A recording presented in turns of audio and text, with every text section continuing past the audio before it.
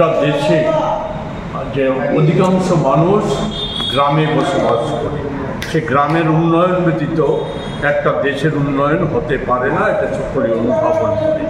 সেই লক্ষ্যে গ্রাম ভারতের মানুষের উন্নয়নের জন্য, যথার্থ উন্নয়নের জন্য গ্রামের মানুষই যাতে কার্যকরী ভূমিকা পালন করতে পারে, গ্রামীণ প্রশাসন যাতে কার্যকরী ভূমিকা পালন করতে পারে, সেই লক্ষ্যে রাজীব গান্ধী যখন প্রধানমন্ত্রী ছিলেন সেই সময়ে যে ত্রিস্তরীয় পঞ্চায়েত ব্যবস্থা চালু করেছিল, যা আজও আমাদের দেশে লাগু আছে, তার কি হাল আমাদের এই 7.5 বছরে আমাদের রাজ্যে হয়েছে।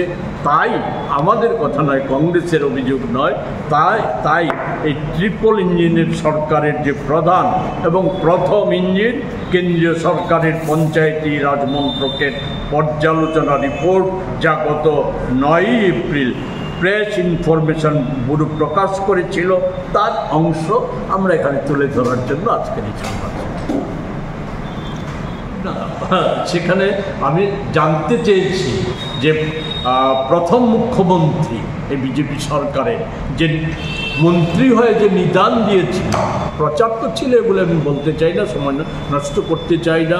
পূর্বেকার সরকারগুলি, একটা সরকার না, সমস্ত সরকারের যে পঞ্চায়েতে লুটপাট হেন তেন এগুলি যে প্রচার ছিল, সেগুলি নিয়ে আমি বিতর্কে যেতে চাই না।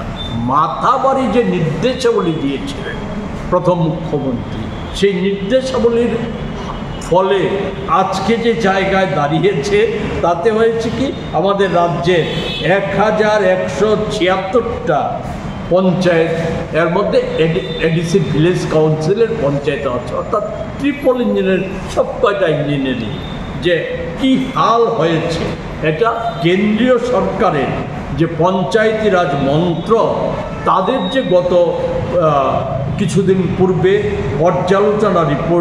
পর্যালোচনা সভা হয়েছে, সেই সভায় যে সমস্ত বিষয়গুলির উপর 9টা বিষয়কে তারা প্রাধান্য দিয়েছে, সব বিষয়ে 9টা বিষয়ে যে প্রাধান্য দিয়েছে, এতে ত্রিপুরার পঞ্চায়েতগুলির কী হাল এটা তুলে ধরার চেষ্টা করেছি। সে বিষয়গুলির মধ্যে আছে আপনার দারিদ্র্য দূরীকরণ কর্মসূচি ও উন্নত জীবনযাপন, সুস্বাস্থ্য, শিশুবান্ধব পরিবেশ, পর্যাপ্ত জলের ব্যবস্থা, পরিষ্কার পরিচ্ছন্নতা ও সবুজ পরিবেশ, স্বয়ংসম্পূর্ণ পরিকাঠামো, সামাজিক নিরাপত্তা, সুষ্ঠু পরিচালন ব্যবস্থা, মহিলাদের স্বাস্থ্য বিষয়ক নানা ব্যবস্থা। এই ক্ষেত্রগুলির বিচারে কেন্দ্রীয় সরকারের যে পর্যালোচনা, তাদের যে ইন্ডেক্স অনুযায়ী রাজ্যে 1176টি পঞ্চায়েতের মধ্যে মাত্র 4টা গ্রেডে পঞ্চায়েতগুলিকে ভাগ করা হয়েছিল দেশে। এর মধ্যে মাত্র 42টা পঞ্চায়েত এ গ্রেডে স্থান করে নিতে পেরেছে।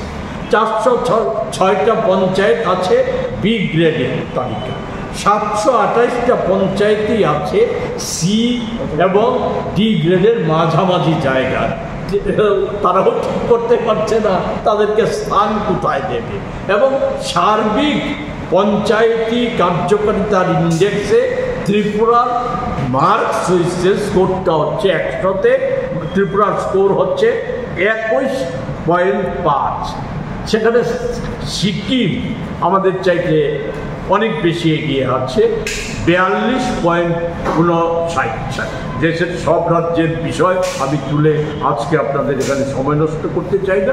আমি শুধু 2টো রাজ্যের উদাহরণ এখানে নিয়ে এসেছি। একটা হচ্ছে তামিলনাড়ু, সেটা হচ্ছে 60.24, দ্বিতীয় হচ্ছে কর্ণাটক 57.7।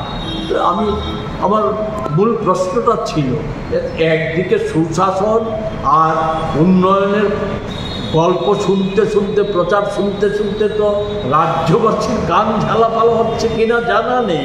আমাদের রাজ্যের মুখ্যমন্ত্রী থেকে শুরু করে সকল বিজেপির কার্যকর্তা, মন্ত্রী, নেতা সকলেই বলেন আমাদের সহ বিরোধীদের চোখে ছানি পড়েছে, এগুলি অপারেশন করা দরকার।